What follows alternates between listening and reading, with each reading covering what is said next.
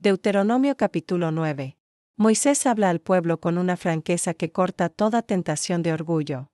Sabe que están a punto de cruzar el Jordán, de enfrentar naciones grandes y fortificadas, pueblos conocidos por su estatura, su poder y su fama. Les recuerda que van a entrar en una tierra donde habitan pueblos fuertes, con ciudades grandes y amuralladas hasta el cielo, y donde viven hombres descendientes de los anaseos. Aquellos de quienes se decía, ¿quién podrá hacerles frente? Moisés no suaviza la realidad ni minimiza el desafío, al contrario, lo expone con claridad para que el pueblo comprenda que lo que está por suceder no será obra de su fuerza. Entonces proclama una verdad decisiva: el Señor su Dios es quien pasa delante de ellos como fuego consumidor. Él destruirá a esas naciones y las humillará delante de Israel. No será una conquista lenta ni incierta, Dios mismo actuará para que ellos las despojen y las hagan desaparecer rápidamente, tal como lo ha prometido. Pero inmediatamente Moisés introduce una advertencia esencial, una que va dirigida al corazón más que a la mente. Les dice que, cuando el Señor haya expulsado a esas naciones, no deben pensar en su interior que ha sido por su propia justicia que Dios les ha dado esa tierra. Deben desterrar esa idea incluso antes de que nazca. La razón por la que las naciones serán expulsadas no es la virtud de Israel, sino la maldad de esos pueblos. Dios está ejecutando un juicio, y Israel es el instrumento, no el motivo. Además, el Señor está cumpliendo el juramento que hizo a Abraham, Isaac y Jacob. La herencia no nace del mérito presente, sino de una promesa antigua. Moisés es aún más directo: Israel no va a poseer la tierra por su justicia ni por la rectitud de su corazón. Les recuerda, sin rodeos, que han sido un pueblo rebelde desde el día en que salieron de Egipto. Estas palabras no buscan humillar por humillar, sino romper la ilusión peligrosa de la autosuficiencia espiritual. Moisés sabe que el orgullo religioso es una de las formas más sutiles de idolatría. Entonces comienza a recordar episodios concretos que revelan esa rebeldía. Les habla del día en Horeb, cuando provocaron la ira del Señor hasta el punto de que estuvo dispuesto a destruirlos.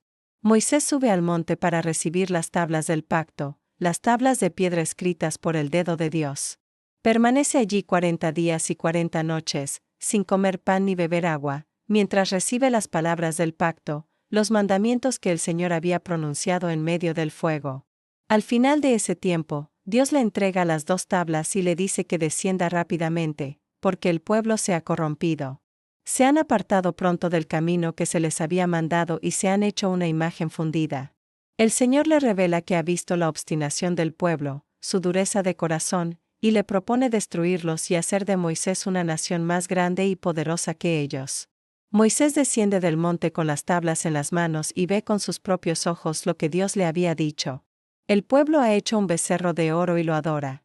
En ese momento, Moisés arroja las tablas y las rompe al pie del monte, un gesto que no es fruto de un arrebato sin sentido, sino una señal visible de que el pacto ha sido quebrantado por el pueblo incluso antes de entrar en vigor plenamente.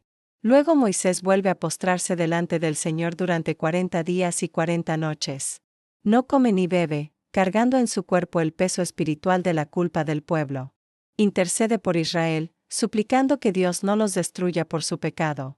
Le recuerda que son su pueblo y su heredad. Él los sacó de Egipto con gran poder.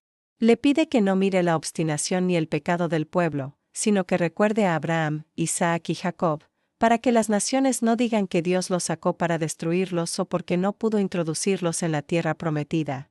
Moisés recuerda también la ira del Señor contra Aarón, a quien quiso destruir por su participación en el pecado del becerro. Moisés intercede también por él.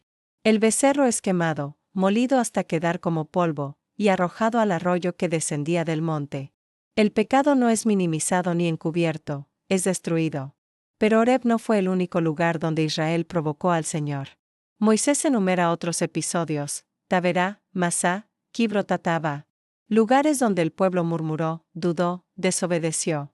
Recuerda también Cades Barnea, cuando Dios les ordenó subir y tomar posesión de la tierra, y ellos no confiaron. Se rebelaron contra la palabra del Señor y no creyeron en su promesa. Moisés resume todo con una afirmación contundente: desde el día que los conoció, han sido rebeldes al Señor. Sin embargo, este recuento no desemboca en desesperanza. Al contrario, resalta la misericordia divina. A pesar de la rebeldía constante, Dios no destruyó al pueblo. No por justicia humana, sino por fidelidad a su palabra y por la intercesión. Moisés insiste en que él se postró delante del Señor porque temía la ira que estaba encendida contra Israel, y que el Señor escuchó su súplica una vez más. El capítulo muestra así una tensión profunda, un pueblo infiel sostenido por un Dios fiel, una nación obstinada preservada por la misericordia, un pacto quebrantado y, aun así, renovado. Moisés quiere que el pueblo entre en la tierra sin engañarse sobre sí mismo. No deben verse como justos conquistadores, sino como destinatarios de una gracia inmerecida. Reflexión. Deuteronomio capítulo 9 es una de las correcciones más severas y, al mismo tiempo, más sanadoras del orgullo espiritual. Moisés desmantela toda pretensión de mérito humano y coloca la historia de Israel en su verdadera luz, una historia sostenida por la gracia, no por la justicia del pueblo. El capítulo enseña que la elección divina no se basa en la perfección moral. Dios no escogió a Israel porque fuera mejor, sino porque decidió amar y cumplir su promesa. Esta verdad, lejos de fomentar la indiferencia moral, exige humildad profunda. Quien sabe que vive por gracia no puede mirar a otros con soberbia. El recuerdo del becerro de oro revela la rapidez con la que el corazón humano puede desviarse, incluso después de grandes manifestaciones de Dios. La idolatría no siempre nace del rechazo abierto, sino de la impaciencia, del deseo de controlar lo divino, de la necesidad de algo visible que reemplace la confianza.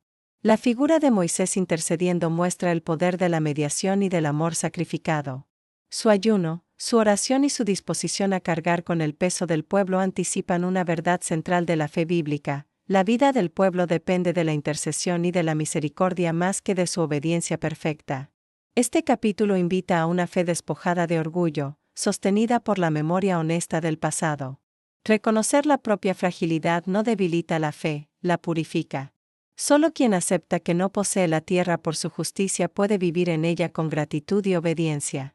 Deuteronomio 9 nos recuerda que la relación con Dios no se apoya en lo que somos capaces de hacer por Él, sino en lo que Él ha decidido hacer por nosotros. La respuesta adecuada no es la autosuficiencia, sino la humildad, la memoria agradecida y una obediencia nacida del reconocimiento de la gracia. Si te ha gustado el contenido, suscríbete, es gratis y haz clic en el pulgar hacia arriba. Comparte este video con tus amistades y contactos, me ayudas a crecer. Muchas gracias.